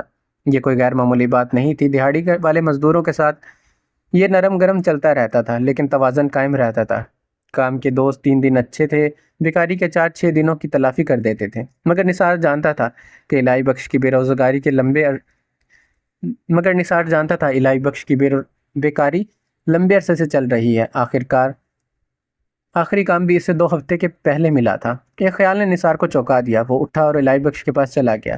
اس کے برابر میں آلتی پالتی مار کر بیٹھتے اس نے اسے پکارا، لیکن الہی بخش اپنے آپ میں گم رہا۔ نثار نے اسے پھر سے پکارا۔ وہ اسے جھنجھوڑنا نہیں چاہتا تھا۔ اتنی گہری سوچ میں ڈوبا ہوا کسی شخص کو چونکانا کبھی نہیں چاہیے۔ بالآخر 4-5ویں آواز پر الہی بخش کی محویت ٹوٹی تھی۔ اس نے سر اٹھایا۔ اس کی نظریں نثار سے ملی۔ اس کی آنکھوں میں دیکھا تو نثار سچ مچ دہل گیا۔ زندگی کے اس نئے اور مختلف دور میں الہی بخش بہت خوش تھا۔ فاقہ مستی کا تجربہ اس سے پہلی بار ہوا تھا۔ ایک تصور تھا جو اسے ہر لمحہ سرشار رکھتا تھا۔ اسے کوئی پریشانی، کوئی دکھ نہیں تھا، اس کے پاس خوشی تھی۔ وہ ہر حال میں خوش تھا۔ وہ خود بدل گیا تھا، زندگی بدل گئی تھی، دن بدل گئے تھے، معمولات بدل گئے تھے، تنہائی نہیں تھی اور محفل نہیں تھی۔ اسے کچھ بھی برا نہیں لگتا تھا۔ کوئی اس سے بات کرتا تو اسے اچھا لگتا، اکتاہٹ اس کے مزاج سے خارج ہو گئی تھی۔ وہ رات میں اپنے ساتھیوں سے تاش کھیلتا، خوب چہکتا، ہنستا بولتا۔ رات کو سب سو جاتے تو وہ دیر تک جاگتا۔ البتہ دیر تک سونے کی برائی پر اس نے چند ہی دن میں قابو پا لیا تھا۔ نیند پوری ہو ہی نہیں سکتی تھی، مگر اسے اس کی کوئی پرواہ نہیں تھی۔ اتوار کو چھٹی ہوتی اور وہ جی بھر کر سوتا تھا۔ اسے حیرت ہوتی تھی۔ پہلے اس کی 2 کمزوریاں تھیں، وہ نیند کا بہت پکا اور بھوک کا بہت کچا تھا، مگر اب یہ کمزوریاں دور ہو چکی تھی۔ اسے عشق کی طاقت کو تسلیم کرنا پڑا۔ اس نے سمجھ لیا کہ عشق انسان کی ہر کمزوری کو دور کر کے اسے عجیب طاقت بخشتا ہے۔ عشق فاقہ مستی سکھاتا ہے، ہر حال میں خوش رہنا سکھاتا ہے، اور وہ بہت خوش تھا۔ ہر روز نیند پوری کیے بغیر وہ معمول کے مطابق اٹھتا اور فجر کی نماز ادا کرتا۔ اس کے بعد عام دنوں کی طرح وہ کام پر چلا جاتا، اور اتوار کا دن ہوتا تو نماز کے بعد دوبارہ سے سو جاتا۔ صبح سویرے فٹ پاتھ پر بیٹھ کر وہ سوئے ہوئے گرد و پیش سے ہمیشہ کی طرح محظوظ ہوتا، پھر چہل پہل شروع ہو جاتی اور کام ملنے کا انتظار کرتا تھا۔ ایک نیا معمول اس کی زندگی میں شامل ہوا۔ ہمیشہ کی طرح وہ اب 12:15 بجے کھانے کے لیے اٹھتا تھا۔ 1:30 بجے وہ واپس آتا تھا۔ اسے یاد نہیں ہوتا تھا کہ اس وقفے میں اس نے اس بنگلے کے کتنے چکر لگائے ہیں جس میں سادی رہتی ہے، کتنی بار وہ جاتے ہوئے آتے ہوئے اس بنگلے کے سامنے سے گزرا ہے۔ 2-1 بار اس نے یہ سمجھنے کی کوشش کی کہ وہ ایسا کیوں کرتا ہے، پھر اس نے یہ سوچنا چھوڑ دیا۔ اتنا کافی تھا کہ اس طرف جاتے ہوئے اس کے قدموں کی کیفیت رقص کی سی ہوتی ہے۔ اس کی آنکھوں میں سادی کا چہرہ ہوتا ہے اور اس کا دل ایسے دھڑکتا ہے جیسے کوئی نغمہ سنا رہا ہو۔ اتنی خوبصورت کیفیت کا سبب معلوم کرنے کی کوشش ہی کیا ہے۔ اس تمام عرصے میں اس نے سادی کو ایک بار بھی نہیں دیکھا۔ وہ نہیں جانتا تھا کہ بنگلے کے سامنے سے گزرتے اگر اسے سادی نظر آ گئی تو کیا ہوگا، وہ کیا کرے گا۔ سچ تو یہ ہے کہ اب اسے سادی کو دیکھنے کی آرزو بھی نہیں تھی۔ کم از کم وہ تو یہی سمجھتا تھا، جس کی تصویر ہر وقت نگاہوں میں بستی رہتی ہو، اس کی جستجو کا کیا معنی۔ یہی وجہ ہے کہ وہ اب سر جھکائے بیٹھا رہتا تھا۔ اس کی آنکھیں اب رنگین رونقوں کو نہیں ٹٹولتی تھی، بلکہ اب اسے سادی کی مانوس آواز اپنے کانوں کے قریب سنائی دیتی تھی، تو وہ بھی نظریں اٹھا کر نہیں دیکھتا۔ شاید وہ سیر چشم ہو گیا تھا۔ ایک اور نیا معمول بھی بنا تھا۔ کام نہ ملنے کی صورت میں اب وہ شام سے پہلے گھر آ جاتا۔ تاریک روڈ کی رونقوں میں اب اس کا دل نہیں لگتا تھا۔ گھر کی تنہائی اس سے بدرجہ بہتر تھی۔ اسے مطالعے کا شوق ہو گیا تھا۔ عام طور پر وہ ڈائجسٹ پڑھتا تھا، کبھی کوئی ادبی ناول مل جاتا تو وہ بھی پڑھتا۔ اسے محسوس ہوتا تھا کہ دنیا وسیع ہوتی جا رہی ہے۔ اس کا خیال بھی دنیا کی طرح ہوتا جا رہا تھا، جو موجود تھا لیکن دریافت کیے جانے کا منتظر تھا۔ اس وقت بھی وہ سادی کے تصور میں کھویا ہوا تھا۔ اسے پکارے جانے کا موہوم سا احساس ہوا، مگر یوں جیسے فریب سماعت ہو۔ بکار بڑھتی گئی، آواز کا حجم بڑھتا چلا گیا۔ اس نے نظریں اٹھا کر دیکھا۔ اسے حیرت ہوئی، نثار اس کے پہلو میں بیٹھا اسے آوازیں دے رہا تھا۔ کیا بات ہے نثار بھائی؟ اس نے سادگی سے سوال کیا۔ نثار کچھ دیر تک جواب نہیں دے سکا۔ وہ کچھ کہہ بھی نہیں سکتا تھا۔ الہی بخش نے جو اچانک سے نظریں اٹھائی تو اس کی آنکھوں میں اسے نقاہت نظر آئی۔ اس کے بدترین خدشات کی تصدیق ہو گئی۔ اسے افسوس ہوا کہ اسے یہ پہلے خیال کیوں نہیں آیا۔ اسے احساس جرم ستانے لگا۔ آنکھوں میں وہ نقاہت تو اس نے بہت دیکھی تھی، اپنے گھر میں بھی اور اپنی آنکھوں میں بھی۔ خاصی کوشش کر کے نثار نے خود کو سنبھالا۔ سوال یہ تھا کہ بات کیسے کی جائے۔ الہی بخش کی خودداری سے وہ خوب واقف تھا، معاملہ بہت نازک تھا۔ تجھ سے بات کرنے کو دل چاہ رہا تھا بخشے، نثار نے کہا۔ اس نے یہ نہیں پوچھا کہ وہ کن سوچوں میں گم رہتا ہے، پر لگتا ہے میں مخل ہوں۔ میں مخل ہو رہا ہوں۔ ارے نہیں نثار بھائی، ایسی کوئی بات نہیں۔ اس دوران نثار بہت تیزی سے کوئی ترکیب سوچنے کی کوشش کر رہا تھا۔ اس نے مزید مہلت حاصل کرنے کے لیے ایک اور سوال اٹھایا۔ آج کل تو بہت جلدی گھر چلا جاتا ہے۔ ہاں نثار بھائی، گھر میں کیا دل لگتا ہوگا؟ پڑھنے میں دل لگا رکھا ہے نثار بھائی، یہ دیکھو۔ الہی بخش نے اپنے تھیلے میں سے ایک ڈائجسٹ نکال کر دکھایا۔ اچھی بات ہے، نثار نے سر ہلایا، پھر بولا، یار بخشو، آج میں کھانا تیرے ساتھ کھاؤں گا۔ یہ کہتے وہ اسے بہت غور سے دیکھ رہا تھا۔ الہی بخش کا چہرہ فک ہو گیا، تاہم اس نے خود کو سنبھالتے کہا، ابھی تو بہت وقت پڑا ہے نثار بھائی۔ الہی بخش کے چہرے کے تاثرات نے نثار کے اندازے کی پکی تصدیق کر دی، مگر پوری بات کرنے کے لیے بات آگے بڑھانا ضروری تھا۔ ایک بات کہنی تھی تجھ سے، اس نے کہا۔ تو سوچے گا کہ میں کتنا بے شرم آدمی ہوں، لیکن یار بخشو، آدمی جسے اپنا سمجھتا ہے اس سے تو بات کر سکتا ہے، اس میں شرم کی بات نہیں۔ میں تجھے چھوٹے بھائیوں کی طرح سمجھتا ہوں، تجھ پر حق رکھتا ہوں، نظریں جھکا کر ہی صحیح تجھ سے سوال ڈال سکتا ہوں میں۔ نثار کے لہجے میں عاجزی اور بے بسی محسوس کرتے الہی بخش موم ہو گیا۔ مجھ سے ہر بات کر سکتے ہو نثار بھائی، اس نے کہا، میرے تمہارے درمیان تعلق ہی ایسا ہے، میں بھی تمہیں اپنا بڑا بھائی سمجھتا ہوں، ہمیں ایک دوسرے کے سامنے کبھی شرمندہ نہیں ہو سکتے۔ بات یہ ہے بخشے کہ مجھے کچھ پیسوں کی ضرورت ہے، تیرے سوا میں کسی سے سوال نہیں کر سکتا، اور میرا خیال ہے کہ ضرورت کے وقت تجھے بھی میرے سوا کوئی نظر نہیں آنا چاہیے۔ الہی بخش کو تو چکر پہلے سے ہی آ رہے تھے، یہ سن کر تو ایسا لگا جیسے پیروں تلے سے زمین نکل گئی ہو۔ اسے تو فاقہ مستی میں احساس بھی نہیں ہوا تھا کہ وہ کتنے سخت وقت سے گزر رہا ہے۔ 17 دن سے اسے کام نہیں ملا تھا، اور اس سے پہلے وہ کام سے خود بچتا رہا تھا۔ اس کے نتیجے میں جو پس اندازہ ہوا تھا کہ وہ بھی بیٹھے بیٹھے کھا لیا تھا۔ 17 دن پہلے جو پیسے ملے تھے وہ اس نے گھر کے پاس جو ہوٹل تھا وہاں دے دیے تھے۔ اس ہوٹل میں وہ ناشتہ کرتا تھا، اور اب تو باقاعدگی سے رات کا کھانا بھی کھاتا تھا۔ ہوٹل والے کو پیسے دینے کے بعد اس کے پاس بس اتنے پیسے بچے تھے کہ دوپہر کے کھانے اور کرائے کا خرچہ 3 دن چل سکتا تھا۔ اسے امید تھی کہ اس دوران اسے کام مل جائے گا اور معاملات ٹھیک ہو جائیں گے، لیکن اس کے بعد سے اب تک کام نہیں ملا تھا۔ الہی بخش کو یہ یاد نہیں تھا کہ کتنے دن سے وہ پیدل آ اور جا رہا تھا، کتنے دن سے وہ صرف رات کے کھانے پر گزارا کر رہا ہے۔ اس کے بعد سے اب تک اس کے منہ میں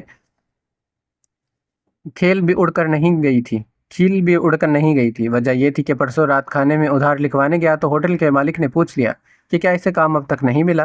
حالانکہ ہوٹل والے کا لہجہ خراب نہیں تھا اور انداز دوستانہ اور ہمدردانہ تھا، پھر بھی الہی بخش کو سبکی کا احساس ہونے لگا۔ ناشتہ تو وہ ویسے بھی نہیں کرتا تھا، اگلے روز وہ رات کا کھانا کھانے بھی نہیں گیا۔ اس نے سوچ لیا تھا کہ وہ ادھار چکائے بغیر وہاں نہیں جائے گا، اور اب نثار کہہ رہا تھا کہ اسے کچھ پیسوں کی ضرورت ہے۔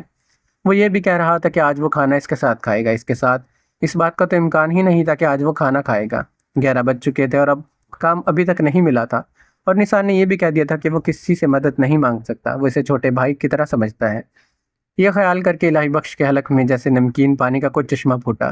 پل بھر میں اس پانی کو اس کی آنکھوں کی طرف لپکنا اور جاری ہو جانا تھا۔ اس نے بہت تیزی سے اس کے آگے ضبط کا بندھن باندھا، پھر بھی آنکھیں نم تو ہو ہی گئی۔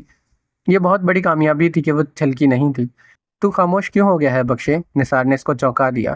کچھ نہیں نثار بھائی، الہی بخش نے کہا، اللہ مالک ہے، کچھ نہ کچھ ہو جائے گا، انشاءاللہ کھانا ہم ساتھ ہی کھائیں گے۔ اس لمحے کو اس کی زبان کو چھوئے بغیر دل سے دعا نکلی کہ کام مل جائے۔ مجھے تو صاف جواب دے دینا، نثار نے اصرار کیا۔ جواب نہ مانگو استاد تو اچھا ہے، الہی بخش نے آہ بھر کر کہا۔ اس احساس نے اس کے حفاظتی حصار کو توڑ دیا کہ نثار کو مدد کی ضرورت ہے اور وہ اس کی مدد نہیں کر سکتا۔ میری جیب تو نہ جانے کتنے دنوں سے خالی ہے، مگر فکر نہ کرو، اللہ مالک ہے۔ تو اتنے دن سے کام کیسے چلا رہا ہے؟ کبھی کچھ نہ بتانے والے الہی بخش نے صرف شرمندگی میں ڈوبے ہونے کی وجہ سے نثار کو اپنا پورا حال سنا دیا۔ نثار کی شرمندگی کی کوئی حد نہیں تھی، وہ دل ہی دل میں خود کو برا بھلا کہتا رہا۔ ایک فٹ پاتھ پر ساتھ بیٹھ کر بھی وہ اس سے کتنا بے خبر تھا، جبکہ اسے معلوم تھا کہ اتنے دن سے اسے کام نہیں ملا۔ تو نے تو غیرت کی حد کر دی بخشے، اس نے خفگی سے کہا۔ مجھے کچھ کیوں نہیں بتایا؟ میرا خیال ہے فٹ پاتھ پر سبھی کا حال ایک جیسا ہوتا ہے، الہی بخش نے سادگی سے کہا، پھر بھی لوگ ایک دوسرے کے کام آتے ہیں۔ نثار شرمندہ بھی تھا اور خفا بھی تھا، الہی بخش سے بھی اور اپنے آپ سے بھی۔ تجھے مجھے بتانا چاہیے تھا، لیکن نثار بھائی یہ تو نہیں سمجھتا، پڑوسی بھوکا رہے تو پڑوسی سے اللہ جواب طلب کرتا ہے۔ وعدہ کر آئندہ ایسی بات چھپائے گا نہیں۔ کوئی ایک آدمی تو ہر ایک کے لیے ایسا ہوتا ہے جس سے دل کی بات کی جا سکے، تو مجھے اپنا بڑا بھائی سمجھا کر۔ الہی بخش حیرت سے سوچتا رہا کہ نثار اتنا شرمندہ کیوں ہو رہا ہے۔ شرمندہ تو اسے ہونا چاہیے۔ ادھر نثار سوچ رہا تھا اب کیا کریں، پیسے تو اس کی جیب میں اس وقت بھی تھے اور وہ الہی بخش کو دے سکتا تھا، لیکن یہ ٹھیک نہیں تھا۔ وہ جانتا تھا اگر اس نے ضرورت مند بن کر بات نہیں کی تو الہی بخش کبھی سچ نہ اگلتا۔ اب وہ اسے یوں پیسے نہیں دے سکتا تھا، آئندہ کے لیے بات خراب ہو جاتی۔ نثار جانتا تھا کہ الہی بخش کی طرح اکیلا ہونا کتنا خطرناک ہے۔ آدمی دکھ سے، بھوک سے سسک سسک کر مر جائے لیکن کسی طرح اظہار نہیں کرتا۔ وہ الہی بخش کو دکھ اور مصائب بانٹنا اور کسی کو اپنا سمجھانا سکھانا چاہتا تھا۔ لیکن نثار بھائی، تم تو مجھ سے زیادہ پریشان ہو، تم بال بچوں والے ہو، الہی بخش نے کہا۔ نثار نے چونک کر اسے دیکھا۔ تو فکر نہ کر، میں اپنے لیے بھی پیسوں کو کچھ بندوبست کرتا ہوں اور تیرے لیے بھی کر لوں گا، تو بیٹھ، میں ابھی آتا ہوں۔ یہ کہہ کر نثار اپنی بات کا بھرم رکھنے کے بعد پیسوں کا بندوبست کرنے کی غرض سے ایک طرف چلا گیا۔ 5 منٹ کے بعد آیا تو الہی بخش اپنی جگہ پر موجود نہیں تھا۔ نثار نے حیرت سے ادھر ادھر دیکھا، اسے الہی بخش اپنی طرف آتا دکھائی دیا۔ اس کے بائیں ہاتھ میں وہ تھیلا تھا جس میں وہ برش وغیرہ رکھتا تھا، اس کے ساتھ ہی ایک خوش لباس آدمی بھی تھا۔ الہی بخش نثار کے پاس آ کر رکا۔ نثار بھائی، مجھے کام مل گیا ہے، اب چلتا ہوں، کل ملاقات ہوگی، اس نے چہک کر کہا اور نثار سے مصافحہ کرنے کے لیے ہاتھ بڑھائے۔ ہاتھ ملانے کے دوران اس کے ہاتھ سے کوئی کاغذ کی چیز نثار کے ہاتھ میں منتقل ہو گئی، پھر الہی بخش تیز قدموں سے آگے بڑھتا چلا گیا۔ نثار نے حیرت سے اپنے ہاتھ کو دیکھا، وہ 10 کا نوٹ تھا جو الہی بخش بہت خاموشی سے اسے تھما گیا تھا۔ چند لمحے تو نثار سناٹے کی کیفیت میں ساکت کھڑا رہا، پھر اس نے الہی بخش کو پکارنے کے لیے ہونٹ کھولے، مگر ایک احساس نے اسے روک دیا۔ کسی کو مدد مانگنا سکھانے کے لیے ضروری ہے کہ اس سے مدد لی جائے۔ نثار نے 10 کا وہ نوٹ جیب میں رکھ لیا۔ یہ نوٹ وہ اگلے ہی روز واپس کر سکتا تھا اور یہ جتا بھی سکتا تھا کہ بھائی کو بھائی سے مدد لینے میں کوئی آر نہیں ہونی چاہیے۔ ادھر تیز قدم بڑھاتے الہی بخش بہت خوش تھا۔ رزق دینے والے نے اس کی شرم رکھ لی تھی، اس نے کسی سے مدد نہیں مانگی تھی، لیکن نثار کے سامنے اعتراف کرنے کے بعد وہ نثار سے کچھ لینے سے منع نہیں کر سکتا تھا اور وہ کچھ لینا بھی نہیں چاہتا تھا۔ اللہ نے اس کے دل سے نکلی دعا سن لی تھی۔ نثار کے جاتے ہی وکیل صاحب آ گئے۔ وکیل صاحب نے ایک بار پہلے بھی اس سے کام کروایا تھا اور وہ اس سے متاثر ہوئے تھے۔ قریبی وکیل صاحب کا بہت بڑا 2 بنگلہ مکان تھا۔ پہلی بار انہوں نے اپنے 3 دکانوں میں رنگ کروایا تھا اور وعدہ کیا تھا کہ اگلی بار وہ اسے پورے بنگلے کا کام کروائیں گے۔ وکیل صاحب نے اسے کام کی بات کی تو اس نے کہا، وکیل صاحب ایک بات کہوں، برا تو نہیں مانیں گے؟ وکیل صاحب چونکے، انہوں نے سوچا شاید یہ زیادہ مزدوری کی بات کرے گا، پھر بھی انہوں نے کہا، بولو کیا بات ہے؟ صاحب جی، مجھے 15 روپے پیشگی دے سکتے ہیں؟ وکیل صاحب نے جیب سے 20 روپے نکال کر اسے دے دیے۔ یوں عزت رہ گئی۔ سو اب الہی بخش کا رواں رواں اللہ کا شکر ادا کر رہا تھا۔ شکر گزاری کے بعد توبہ کا وقت آیا۔ الہی بخش کی سمجھ میں آیا کہ پچھلے دنوں اس نے کام کو ٹھکرا کر بہت ناشکرا پن کیا ہے، ورنہ اس پر یہ وقت نہیں آتا، اور اللہ تو ناشکرے پن کے باوجود اس کی حاجت روائی فرمائی تھی۔ اللہ نے تو اس کی ناشکرے پن کے باوجود اس کی حاجت روائی فرمائی تھی۔ بے شک وہ بڑا مہربان، نہایت رحم کرنے والا ہے، اور اب تو سب تعریف اسی کے لیے ہے۔ وکیل صاحب کا کام 10 دن میں ختم ہوا اور الہی بخش کے سارے دلدر دور ہو گئے۔ ہوٹل کا حساب چکتا ہو گیا، جیب بھی بھاری ہو گئی، مگر اسے ایک بڑا سبق مل گیا۔ اس نے فیصلہ کیا کہ اب کام کو کبھی نہیں ٹھکرائے گا، لیکن وہ یہ نہیں جانتا تھا اس کے بارے میں اوپر کچھ اور فیصلہ ہو چکا ہے۔ اس روز وہ معمول کے مطابق 12:15 بجے اٹھا۔ کھانا کھا کر وہ سعدی کے گھر کی طرف چل دیا، جہاں وہ گزشتہ 10 دن سے نہیں جا سکا تھا، شاید اسی لیے کہ اس روز اس کے قدموں کی دھمال کی کیفیت تھی۔ شیخ مظہر علی کے بنگلے کے سامنے سے گزرتے سے خیال آیا، اگر کبھی اس بنگلے کے گیٹ سے اس کے لیے کھولا جائے تو کیا ہو؟ اس نے فوراً ہی اس فضول خیال کو ذہن کے کسی نہال خانے میں دھکیل دیا۔ نہ کبھی ایسا ہونا تھا اور نہ ہی کبھی کوئی ایسی خواہش تھی۔ معمول کے مطابق وہ اس موڑ تک گیا جہاں سڑک پر زاویہ قائمہ بناتے دونوں جانب مڑتی تھی۔ وہاں پر واپسی کے لیے پلٹنا تھا۔ وہ پلٹا تو ہمیشہ کی طرح۔ شیخ صاحب کے بنگلے کے سامنے والے فٹ پاتھ پر، یعنی اس کے اور بنگلے کے درمیان سڑک حائل تھی۔ وہ کوئی 20 گز چلا ہوگا۔ وہاں آئس کریم اور ٹھنڈی بوتلوں کی ایک چھوٹی سی دکان تھی۔ وہ وہاں سے گزر رہا تھا، اسی وقت 5-6 سال کا ایک لڑکا ایک بڈھا شخص کے ساتھ سڑک پار کرانے کے ارادے سے فٹ پاتھ سے سڑک پر اترا۔ بچے نے بڈھے کی انگلی تو نہیں تھامی ہوئی تھی، لیکن اندازہ بتا رہا تھا کہ دونوں ساتھ ہیں۔ اسی لمحے موڑ کے دوسری طرف سے کسی گاڑی کے ٹائر سڑک سے رگڑنے اور چرچرانے کی آواز سنائی دی۔ کچھ چرچراہٹ بریکوں کی وجہ سے تھی۔ الہی بخش نے پلٹ کر دیکھا، ایک سرخ رنگ کی کار موڑ کاٹ کر اسی سڑک پر آ رہی تھی۔ گاڑیاں 90 درجے کے موڑ پر ایسی رفتار سے نہیں کاٹتی، یہ غیر معمولی بات تھی۔ موڑ کاٹتے ہوئے گاڑی سڑک کے دوسری سائڈ تک پہنچ گئی اور اب وہ یوں ہی سنبھل رہی تھی جیسے کوئی شرابی گرنے کے بعد اٹھ کر لڑکھڑاتے سنبھلتا ہو۔ اس کی رفتار اب بھی بہت زیادہ تیز تھی۔ الہی بخش کی نظریں سڑک پر تھیں۔ بڈھا اور بچہ اس وقت سڑک کے عین وسط میں تھے۔ الہی بخش کی نظریں سڑک کی طرف تھی۔ بڈھا اور بچہ اس وقت سڑک کے بالکل درمیان میں تھے۔ انہوں نے گاڑی کی آواز سن لی تھی اور بے قابو گاڑی کی طرف متوجہ تھے۔ پھر انہوں نے سڑک پار کرنے کی بجائے واپس آنے کا فیصلہ کیا، اس لیے گاڑی رانگ سائیڈ پر آتی دکھائی دے رہی تھی۔ وہ پلٹے اور اسی طرف لپکے تھے جہاں الہی بخش کھڑا تھا۔ ادھر گاڑی سنبھل کر اب درست سائیڈ کی طرف آ رہی تھی۔ الہی بخش کو صورتحال کی سنگینی کا احساس ہو گیا تھا۔ گاڑی کی جو رفتار تھی، اس سے ان تک پہنچنے میں گاڑی کو 1 سیکنڈ کا وقت بھی نہیں لگنا تھا۔ ان دونوں کے پاس نہ پلٹنے کی مہلت تھی اور نہ گاڑی سے بچ کر ادھر آ سکتے تھے۔ فیصلہ کرنے کی مہلت بھی نہیں تھی، گاڑی اسی رفتار سے جھپٹی چلی آ رہی تھی۔ ان دونوں نے بھی دیکھ لیا تھا اور اب خوف سے اپنی جگہ جم گئے تھے۔ الہی بخش نے تیزی سے جست لگائی۔ اس کے دونوں ہاتھ آگے کی طرف پھیلے ہوئے تھے۔ اسے صرف احساس ہوا کہ گاڑی بالکل اس کے سر پر آن پہنچی ہے۔ آخری کوشش کے طور پر اس نے اپنے ہاتھ پھیلا کر دھکیلے۔ اس کے ہاتھ 2 جسموں سے ٹکرائے، ساتھ ہی گاڑی اس کے جسم سے ٹکرائی۔ اس نے خود کو فضا میں اڑتا محسوس کیا۔ سڑک پر گرنے تک وہ اپنے حواس میں تھا، مگر پھر اسے کسی بات کا ہوش نہیں رہا۔ آنکھ کھلی تو وہ جنت میں تھا۔ اسے اپنی آنکھوں پر یقین نہیں آیا۔ وہ لیٹا ہوا تھا۔ سعدی روئی ہوئی سی اس کی پیشانی صاف کر رہی تھی۔ اچانک اسے احساس ہوا کہ اس کی پیشانی پر زخم ہے جس سے خون رس رہا ہے، لیکن یہ احساس فوراً ہی معدوم ہو گیا۔ خوشی تکلیف سے زیادہ بڑی تھی، پھر بھی اس کے سمجھ میں نہیں آ رہا تھا وہ کہاں ہے اور یہاں تک کیسے پہنچا۔ اتنا اسے یاد تھا کہ اس نے ایک بڈھا اور بچے کو بے قابو گاڑی سے بچانے کی کوشش کی تھی اور خود گاڑی کی لپیٹ میں آ گیا تھا۔ تم بہت من مانی کرتی ہو سعدیہ، کسی نے کہا۔ ڈاکٹر آنے والا ہے، وہ دیکھ لے گا۔ تم خام خواہ ڈاکٹری دکھا رہی ہو۔ الہی بخش نے سر گھما کر دیکھا اور اس خاتون کو پہچان لیا۔ اس نے پہلی بار سعدی کو دیکھا تھا تو یہی اس کے ساتھ تھی۔ وہ یقیناً اس کی ماں تھی۔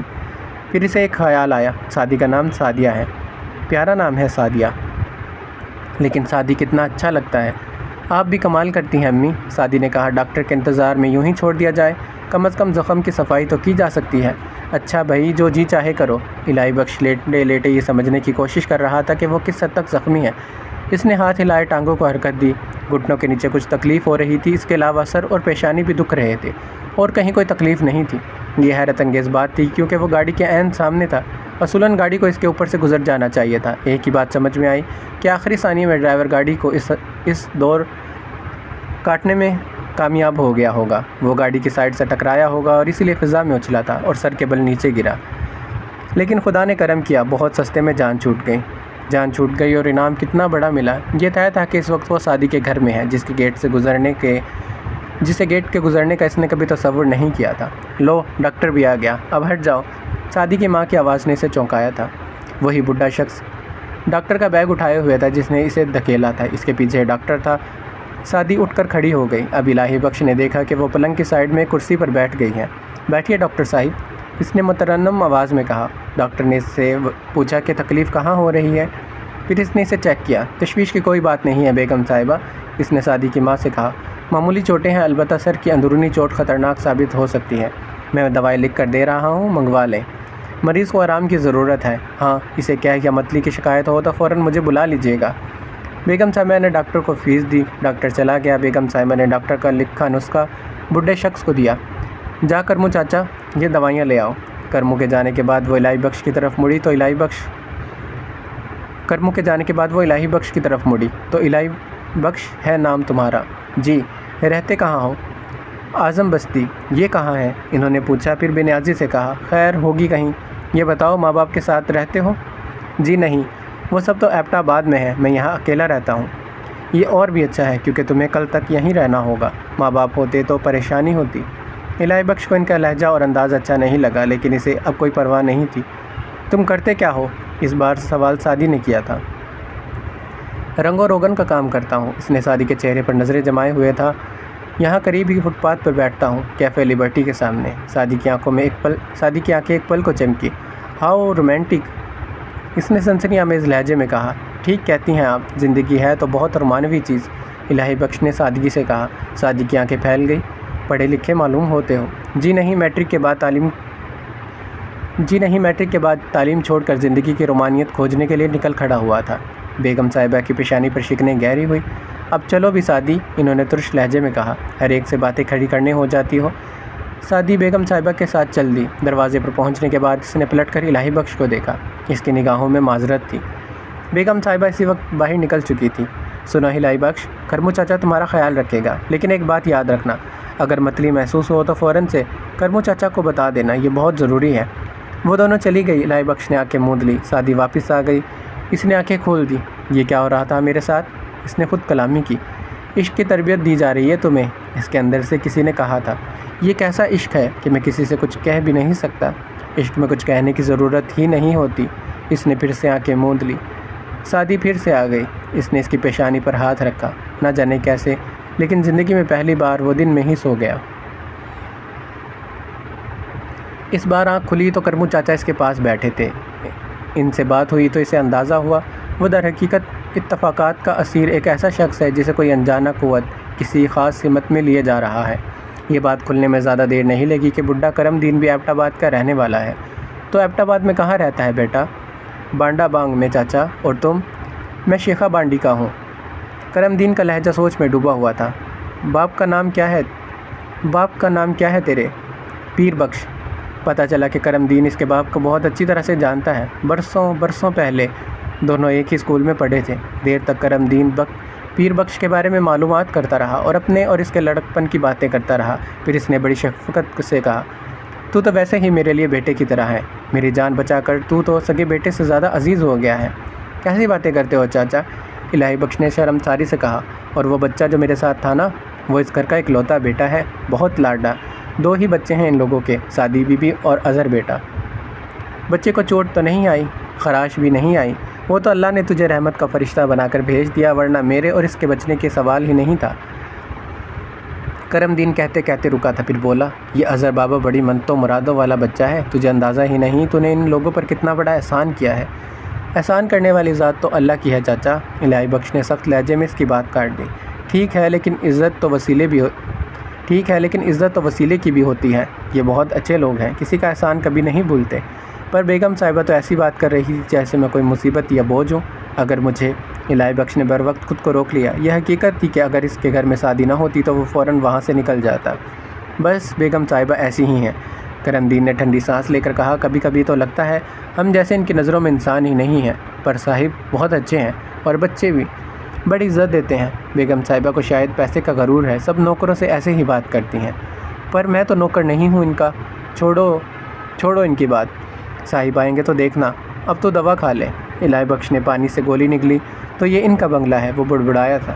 بنگلہ کہاں پگلے، یہ تو میرا کوارٹر ہے۔ ایک حصے میں نوکروں کے لیے کوارٹر بنوا دیے ہیں۔ بنگلہ تو بہت بڑا ہے، کل دیکھنا۔ الہی بخش نے ادھر ادھر دیکھا۔ میں یہاں سوؤں گا تو تم کیا کرو گے؟ اس نے پوچھا۔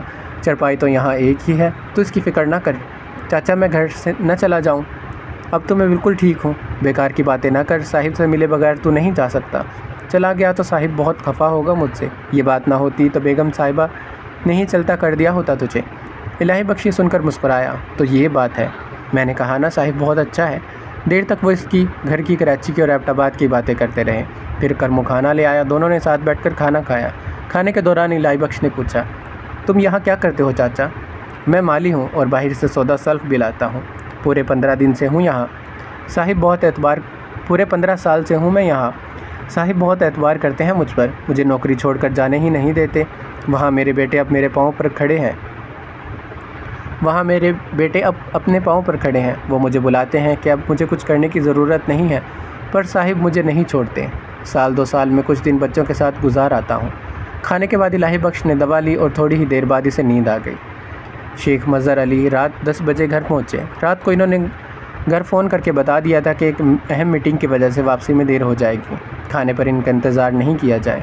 وہ پہنچے تو سعدی انہیں جاگتی ملی۔ اس نے حیرت سے انہیں دیکھا۔ پاپا آپ تو جلدی آ گئے، کیا بات ہے بیٹی؟ واپس چلا جاؤں؟ تمہیں میرا آنا اچھا نہیں لگا؟ شیخ صاحب نے صوفے پر بیٹھ کر پاؤں پھیلاتے کہا۔ آپ جانتے ہیں پاپا کہ یہ بات نہیں ہے، سعدی نے ٹھنک کر کہا۔ آپ نے کہا تھا کہ دیر سے گھر آئیں گے، ہم نے کھانا کھا لیا۔ اتنی دیر تک تو ہم انتظار کر سکتے تھے، ساتھ ہی کھانا کھا لیتے۔ صرف 10 ہی تو بجے ہیں۔ شیخ صاحب مشفقانہ انداز میں مسکرائے۔ مجھے اور بھی دیر ہو سکتی تھی، یہ تو اتفاق ہے کہ میں جلدی چلا آیا۔ کھانا لگواؤں آپ کے لیے؟ بھوک نہیں ہے، البتہ کافی پلا دو۔ سعدی اٹھ کر گئی اور ملازمہ جمیلہ کو کافی لانے کے کہا۔ وہ پھر باپ کے پاس آ کر بیٹھی۔ تمہاری ممی کہاں ہے؟ شیخ صاحب نے پوچھا۔ وہ اپنے بیڈ روم میں ہے، سر میں درد ہو رہا تھا، نیند کی گولی لے لی ہے۔ سر کے درد کا علاج نیند کی دوا لے کر سو جانا تو نہیں ہے؟ شیخ صاحب نے کہا۔ مگر وہ بات کہاں سنتی ہیں؟ سعدی کو ان کے لہجے کی بے بسی پر دکھ ہونے لگا۔ اس نے تو بچپن سے ہی ماں باپ کو لڑتے جھگڑتے دیکھا تھا۔ امی کے مزاج میں سرکشی بہت تھی، وہ باپ کی کوئی بات نہیں مانتی تھی۔ پاپا میں بھی برداشت کا مادہ نہیں تھا، شکر تھا کہ مار پیٹ کی نوبت نہیں آئی، لیکن امی اور پاپا میں کئی دن تک بات چیت بند رہتی تھی۔ پھر اظہر کی پیدائش کے بعد پاپا بہت متحمل مزاج ہو گئے اور امی اور چڑچڑی اور بد دماغ ہو گئی، شاید اس لیے کہ پاپا اب ان سے لڑتے بھی نہیں تھے۔ اور اظہر کہاں ہے؟ شیخ صاحب نے کافی کا گھونٹ لیتے پوچھا تھا۔ جمیلہ چند لمحے پہلے کافی کی پیالی ان کے سامنے رکھ کر گئی تھی۔ سعدی نے ان کی بات سنی ہی نہیں تھی، وہ اپنی سوچوں میں گھری ہوئی تھی۔ بیٹی اظہر کہاں ہے؟ شیخ صاحب نے دہرایا تھا۔ انہیں حیرت ہو رہی تھی، اظہر ہر حال میں ان کا انتظار کرتا ہے، چاہے رات کے 12 ہی بج جائیں۔ اظہر؟ سعدی نے چونک کر سر اٹھایا۔ وہ سو رہا ہے پاپا، ڈاکٹر نے اسے ٹرنکلائزر دیا ہے۔ اب کی باری چونکنے کی باری شیخ صاحب کی تھی۔ کیوں بھائی، کیا ہوا ہے اسے؟ خیریت تو ہے؟ انہوں نے پرتشویش لہجے میں پوچھا تھا۔ تو کیا امی نے آپ کو نہیں بتایا؟ کیا نہیں بتایا؟ شیخ صاحب سنبھل کر بیٹھے۔ سعدی کو اس بار امی کے رویے پر شدید غصہ آیا تھا۔ اس کا خیال تھا کہ امی نے فون پر پاپا کو حادثے کے متعلق بتا دیا ہوگا۔ اسے تو حیرت ہوئی تھی کہ پاپا فوراً ہی دوڑے کیوں نہیں آئے۔ پھر اس نے سوچا کہ شاید اس لیے کہ اظہر کو خراش بھی نہیں آئی تھی۔ پاپا، اظہر آج ایک جان لیوا حادثے میں بال بچا ہے۔ شیخ صاحب اچل کر کھڑے ہوئے۔ وہ زینوں کی طرف لپکے، لیکن سعدی نے انہیں پکارا۔ پریشانی کی بات نہیں ہے، اسے خراش بھی نہیں آئی، اس وقت وہ بے خبر سو رہا ہے، صبح دیکھ لیجئے گا۔ تم سچ کہہ رہی ہو نا؟ شیخ صاحب کے لہجے میں التجا تھی۔ ہاں پاپا، آپ آرام سے بیٹھے کافی پئیں۔ اظہر کو معمولی سی چوٹ بھی آئی ہوتی تو میں اتنے سکون سے بیٹھی ہوتی ملتی آپ کو۔ سعدی کے لہجے میں شکایت تھی۔ بات درست تھی۔ شیخ صاحب نے خجالت سے بیٹی کو دیکھا۔ وہ اپنی جگہ پر واپس آ کر بیٹھے۔ ہوا کیا تھا؟ انہوں نے پوچھا۔ کافی کی پیالی وہ اب بھول ہی گئے تھے۔ تفصیل تو مجھے نہیں معلوم، کرمو چاچا بتا سکتے ہیں۔ مجھے اتنا معلوم ہے کہ ایک اجنبی انہیں بچاتے ہوئے زخمی ہو گیا، اس کو بھی معمولی چوٹیں آئی ہیں۔ اسے تو تمہاری ممی نے کچھ احسان کر کے نکال دیا ہوگا۔ شیخ صاحب کے لہجے میں تلخی تھی۔ ارادہ تو یہی تھا ان کا، لیکن میں نے انہیں روک لیا۔ وہ کرمو چاچا کے کوارٹر میں ہیں۔ تم بہت پیاری بیٹی ہو میری، شیخ صاحب نے اٹھتے ہوئے کہا۔ میں ذرا دیکھ کر آؤں گا۔ پاپا، میں جمیلہ کو بھیج کر انہیں یہیں بلوا لیتی ہوں۔ نہیں سعدی بیٹی، مجھے خود جانا چاہیے۔ یہ کہہ کر شیخ صاحب باہر چلے گئے۔ سعدی پھر سے اپنی سوچوں میں گم ہو گئی۔ امی اور پاپا کتنے مختلف ہیں ایک دوسرے سے۔ ایسا کیوں ہوتا ہے؟ دو افراد جنہیں ایک ساتھ زندگی گزارنی ہو، وہ خوفناک حد تک ایک دوسرے کے برعکس ہوتے ہیں۔ اب تو اسے شادی سے خوف آتا تھا، اسے یقین تھا کہ اس کے ساتھ یہی ہوگا۔ ادھر ہلکی سی دستک پر کرم دین نے دروازہ کھولا تو شیخ صاحب کو دیکھ کر حیران رہ گیا۔ صاحب جی آپ مجھے بلوا لیا ہوتا؟ میں اس سے ملنے آیا ہوں، شیخ صاحب نے کہا اور اندر داخل ہو گئے۔ انہوں نے سوئے ہوئے الہی بخش کو غور سے دیکھا۔ وہ بہت خوش روح جوان تھا، پتلا ناک، نقشہ کشادہ پیشانی اور پیشانی پر بہت بڑا گہرے زخم کا نشان۔ انہیں حیرت ہوئی کہ وہ نشان بدنما نہیں لگ رہا تھا، بلکہ لگتا تھا کہ وہ اس کے وجود کا ایک حصہ ہے۔ ارے یہ تو سو رہا ہے، انہوں نے دھیمی آواز میں کہا۔ جی صاحب جی، تم ذرا میرے ساتھ آؤ کرمو۔ کرم دین دروازہ بھیڑ کر ان کے پیچھے باہر نکلا۔ وہ اسے باغیچے میں لے آئے، وہاں گارڈن چیئرز پڑی تھی۔ وہ ایک کرسی پر بیٹھ گئے۔ بیٹھو۔ کرمو نیچے گھاس پر بیٹھ گیا۔ اب مجھے سب کچھ بتاؤ۔ کرم دین نے بتایا کہ کس طرح وہ اظہر کے ساتھ سڑک پار کر رہا تھا۔ وہ گاڑی موڑ سے اس طرف آئی، آواز سے اندازہ ہو گیا تھا کہ گاڑی کی رفتار خطرناک ہے۔ گاڑی مڑتے ہوئے سے اپنے گھر والی سائڈ پر آئی تھی۔ رفتار بہت تیز تھی اور فاصلہ بہت کم۔ ہم اس وقت سڑک کے بیچ میں تھے۔ اظہر بابا ڈر کر پلٹے کہ واپس چلے جائیں۔ میں بھی اسی کے ساتھ پلٹا۔ اتنی دیر میں گاڑی نے رخ بدلا اور دوسری سائڈ پر۔ صاحب جی، ہم دونوں ڈر کے مارے کھڑے رہ گئے، ہل بھی نہیں سکے اور گاڑی تیزی سے ہماری طرف آ رہی تھی۔ کھڑے رہنے میں تو شاید بچت ہو جاتی، مگر اظہر بابا آگے کی طرف جانے والے تھے اور میں انہیں روک بھی نہیں سکتا تھا۔ بس صاحب جی، ایسے میں یہ الہی بخش فرشتہ بن کر آیا۔ اس نے جھپٹ کر ہم دونوں کو دھکا دیا، ہم گر گئے، یہ گاڑی کے لپیٹ میں آ گیا۔ وہ تو شکر ہے ڈرائیور نے عین وقت پر گاڑی کو دوسری طرف گھما دیا، ورنہ یہ کچلا جاتا صاحب جی۔ پھر بھی بے ہوش ہو گیا تھا۔ میں نوکروں سے اٹھوا کر اسے کوارٹر میں لے آیا، ڈاکٹر کو بلا کر دکھایا۔ وہ بولتا ہے معمولی چوٹیں ہیں، کل تک ٹھیک ہو جائے گا۔ شیخ مظہر علی کے جسم میں واضح طور پر تھرتھراہٹ نظر آئی۔ اوہ، وہ گاڑی! وہ نہیں رکے صاحب، میرا خیال ہے بریک فیل ہو گئے تھے اس کے۔ شیخ صاحب تصور میں کرم دین کا بیان کردہ پورا منظر دیکھ رہے تھے۔ واقعی اللہ نے بڑا کرم کیا ہے، اس لڑکے کے لیے کچھ کرنا چاہیے۔ ان کا انداز خود کلامی کا سا تھا۔ صاحب جی، بعد میں پتہ چلا کہ یہ اپنے ایبٹ آباد کا ہی ہے، اس کے باپ کو میں جانتا ہوں برسوں سے۔ شیخ صاحب نے پرخیال لہجے میں کہا۔ تو پھر کیا ہونا چاہیے؟ صاحب جی، آپ ایک ڈرائیور رکھنے کا کہہ رہے تھے، کرم دین نے یاد دلایا۔ شیخ صاحب نے سعدیہ سے اس کار شیخ صاحب نے سعدیہ سے اس کے لیے کار خریدنے کا وعدہ کیا تھا، لیکن وہ کم از کم فی الحال یہ نہیں چاہتے تھے کہ سعدیہ ڈرائیو کرے، اسی لیے ڈرائیور کی ضرورت تھی۔ ڈرائیور رکھے بغیر وہ کار نہیں خریدنا چاہتے تھے، اور یہ ان کی فطرت تھی کہ اعتبار بہت دیکھ کر پرکھ کر کرتے تھے، اور جب کرتے تھے تو اندھا اعتبار کرتے تھے۔ تمہارا مطلب ہے کہ یہ لڑکا ڈرائیونگ جانتا ہے؟ ہزارے میں تو بچپن میں ہی ڈرائیونگ آ جاتی ہے صاحب، کرم دین نے فخریہ لہجے میں کہا۔ شیخ صاحب چند لمحے تک سوچتے رہے۔ نہیں، ابھی یہ مناسب نہیں ہے، انہوں نے نفی میں سر ہلاتے کہا۔ یہ بتاؤ کہ یہ کام کیا کرتا ہے؟ رنگ و روگن کا کام کرتا ہے، بہت اچھا کاریگر ہے صاحب، اور تم اسے ڈرائیور بنانا چاہتے ہو؟ شیخ صاحب کے لہجے میں ملامت تھی۔ خیر، اسے جانے نہ دینا، ہر طرح سے اس کا خیال رکھنا۔ کل ڈاکٹر کو بھی بلا لینا، اگر وہ ٹھیک ہو گیا تو کل شام ہی اسے میرے پاس لے آنا، میں جلدی گھر آؤں گا، دیکھیں گے کچھ۔ شیخ صاحب اٹھ کر کھڑے ہوئے۔ اب تم آرام کرو۔ اگلی صبح ناشتے پر میز پر شیخ صاحب ننھے اظہر سے ملے۔ انہوں نے اظہر سے بھی حادثے کی روادات سنی تھی۔ بس پاپا، گاڑی ہم پر چڑھنے والی تھی کہ انہوں نے ہمیں دھکا دے دیا۔ اظہر نے جو نقشہ کھینچا وہ اور زیادہ خوفناک تھا۔ شیخ صاحب نے ملامتی بھری نگاہوں سے بیوی کو دیکھا۔ اور آپ نے فون پر مجھے یہ بتانا ضروری بھی نہیں سمجھا؟ کوئی ایسی خاص بات نہیں تھی، کچھ بھی تو نہیں ہوا، رخسانہ بیگم نے لاپرواہی سے کہا۔ جب تک کوئی مر نہ جائے آپ کے خیال میں حادثہ سنگین نہیں ہوتا؟ شیخ صاحب نے سرد لہجے میں کہا۔ یہ تو بڑی خطرناک بات ہے، اللہ کو ناراض کرنے والی۔ ارے یہ لوگ بڑھا چڑھا کر سنا رہے ہیں۔ چلیے ٹھیک ہے، شیخ صاحب نے کہا، پھر چند لمحے کے توقف کے بعد بولے۔ میں بہت دنوں سے دیکھ رہا ہوں کہ گھر کو رنگ و روگن کی ضرورت ہے۔ صاف کیوں نہیں کہتے کہ فٹ پاتھ پر بیٹھنے والے اس رنگ ساز کا احسان چکائیں گے؟ رخسانہ بیگم نے تڑک کر کہا۔ تو احسان ماننا کوئی بری بات ہے؟ احسان کیسا؟ ٹھیک ٹھاک ہے، وہ ماتھے پر ذرا سی خراش آئی ہے بس۔ پھر وہی بات، وہ مر جاتا یا اپاہج ہو جاتا، تب آپ اس کا احسان مانتی؟ شیخ صاحب نے گہری سانس لے کر کہا۔ یہ بھی سن لیجئے کہ وہ کوئی احسان کا صلہ نہیں ہوگا، وہ کام کرے گا اور اجرت لے گا، احسان تو عمر بھر نہیں اتارا جا سکتا۔ یہ سب چھوٹے پن کی باتیں ہیں، کرتے رہیں جو جی میں آئے، مجھے بتانے کی ضرورت نہیں ہے۔ میرا خیال میں وہ چھوٹے لوگوں کو ذرا سی بات پر سر پر بٹھا لینا چھوٹا پن ہے، جسے آپ بڑائی سمجھتے ہیں۔ رخسانہ بیگم نے پاؤں پٹکتے ہوئے کہا اور ناشتے کی میز سے اٹھ کر چلی گئی۔ شیخ صاحب نے بات کو بڑھانا مناسب نہیں سمجھا، جانتے تھے کہ اس سے تلخی کے سوا کچھ حاصل نہیں ہوگا۔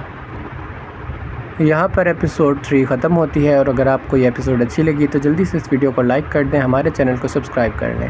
ملتے ہیں نیکسٹ ایپیسوڈ میں، اپنا خیال رکھیے گا، اللہ حافظ۔